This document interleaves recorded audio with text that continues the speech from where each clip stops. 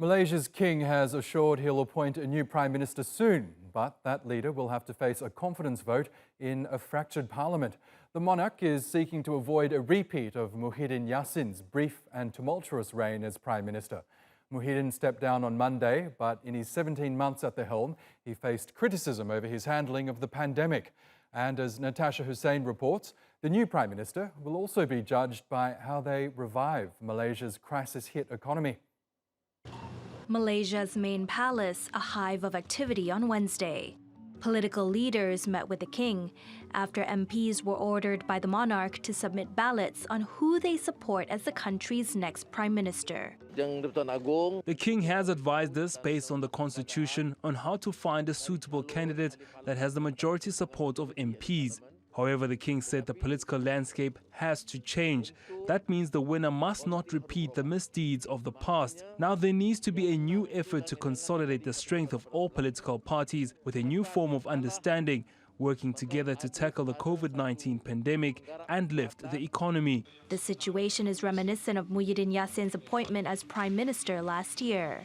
He was also named leader by the king after a secret ballot of MPs. But the lack of transparency over the process plagued Muhyiddin's government, which critics had labeled as illegitimate due to the manner in which it came to power.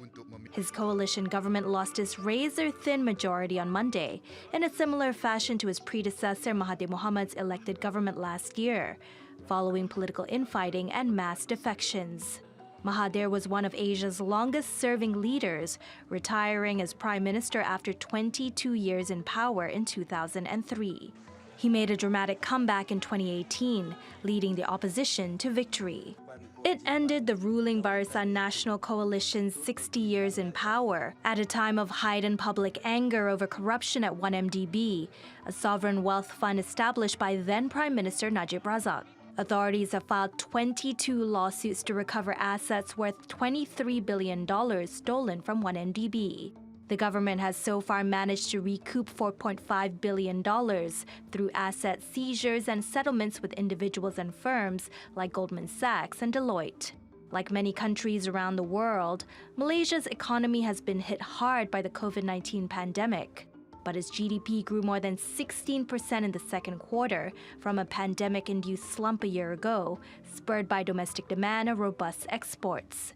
Despite the economy bouncing back from its worst contraction in 2 decades, the central bank has revised its growth projection for 2021 to between 3 and 4% from its previous forecast of 6 to 7.5%.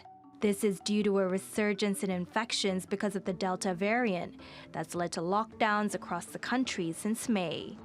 Many have blamed the government for the surge in cases, saying officials had spent too much time politicking and not enough time governing. The king is expected to decide who will be Malaysia's next prime minister on Friday, after a special meeting with the country's 9 royal households. But with no political party holding the majority in parliament, Malaysia's next government, like the 2 before it, will be a fragile coalition that's unlikely to bring an end to years-long political turmoil. Natasha Hussain, TRT World. I'm joined now by Claire Rucastle-Brown from Alicante in Spain. She's an investigative journalist and the editor at the Sarawak Report. Good to have you back on the program, Claire. Let's look at the 2 main candidates for Prime Minister, starting with the outgoing Prime Minister's deputy, Ismail Sabri. What does he promise to bring as leader, and what are his chances of securing the majority of support from Parliament? Well, if you listen to what Mr. Ismail Sabri has been saying and his enthusiastic supporters over the last 24 hours, he's the guy in pole position now. He claims that he has now regrouped what was the Muhyiddin coalition, which has been the PN ruling coalition for the last 18 months, and that he now has all of the sparring, rivaling groups within that coalition back supporting him. And he says that gives him a majority. I think his biggest disadvantages in all of this, as the king now makes his crucial intervention, And really, this is, we've had a constitutional crisis over the last month or so. And this is where the power of the king comes to play. When you have an unstable situation, the Constitution says that it is the king who will choose the next person who will be prime minister. Ismail Sabri comes as the deputy and key champion of the previous failed government. I think everyone accepts that PN has failed. It failed to control COVID. There was a huge perception of cronyism, favoritism, corruption, and incompetence, double standards, and great suffering amongst the Malaysian people. They want PN out and all that's to do with PN. And of course, Ismail Sabri was the greatest champion of that group, group of parties that had failed to win the last election. He has succeeded Muhyiddin. So it's really a question of, spoilt wine in a semi-new skin as far as the public's concerned. And Anwar Ibrahim. Can I just ask you about Anwar? He is the long-serving, storied opposition figure. He was due to succeed the then Prime Minister Mahathir Mohamad before their ruling coalition collapsed in 2018. I understand that it'll be tougher for him to secure a majority of support in Parliament, but is there an appetite among Malaysians for him to take over? Well, I think the biggest criticism of Anwar seems to be that, he's never quite made it. He was finance minister at the time of the Asian crisis and is seen as having done a good job of that.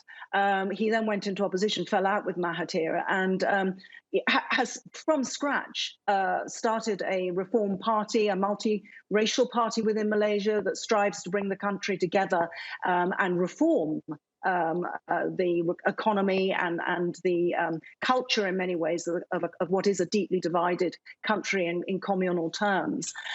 So it's a popular party with strong allies who have proven to be less fickle than the constituents of PN in terms of hopping from party to party. They lost a lot of deserters at the start of 2020, which caused the transfer of power to PN. But apart from that, Anwar Ibrahim has a strong base.